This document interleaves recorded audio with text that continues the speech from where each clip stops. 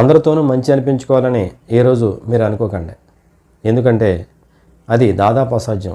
అది ఆ దేవుడు కూడా సాధ్యం కాదు. మంచి చెడులు అనేవి పర్టికులర్గా ఏమీ ఉండవు. అది సిచ్యువేషన్ బట్టి, మనం ఉన్న ప్లేస్ని బట్టి మారుతూ ఉంటాయి. బిన్ లాడెన్ ప్రపంచానికి చెడ్డవాడు, కానీ ఒక మత జాడ్యపు అతివాద వర్గానికి నాయకుడు. మహాత్మా గాంధీని చంపిన గాడ్సే కూడా గొప్ప దేశభక్తి కలవాడే.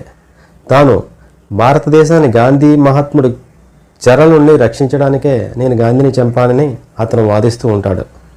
ఒకప్పుడు దక్షిణాఫ్రికా ద్వంద్వ విలువలతోనూ, మూఢ నమ్మకాలతోనూ, మత విద్వేషాలతోనూ చాలా ఘోరంగా ఉండేది. వర్ణ వివక్షను పోగొట్టి దేశంలో సమానత్వాన్ని నింపడానికి ఒక వ్యక్తి ఎంతో కష్టపడ్డాడు.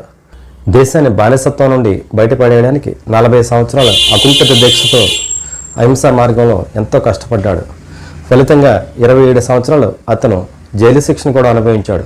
అయితే జైలు నుండి బయటకు వచ్చిన తర్వాత ప్రపంచ దేశాలకు అతని గొప్పతనం ఏంటో తెలిసిందే. అహింస, క్షమ, ఓర్పు మొదలైన సద్గుణాలకు ప్రపంచంలోనే అతను ఒక బ్రాండ్ అంబాసిడర్గా నిలిచాడు. ఆ తర్వాత దక్షిణాఫ్రికాకి ప్రజాస్వామ్య పద్ధతిలో ఎన్నుకున్న తొలి అధ్యక్షుడిగా అతను పేరు గడించాడు. అతనే నెల్సన్ మండేలా. అయితే విచిత్రంగా అతనికి అతని భార్యకి సరిపోక విడాకులు తీసుకుని విడిపోయారు. దీన్ని బట్టి మీరు అర్థం చేసుకోవాల్సింది ఏమిటంటే అందరితోనూ మంచి అనిపించుకోవడం దాదాపు అసాధ్యం. మీకు నచ్చినట్లు బ్రతకండి.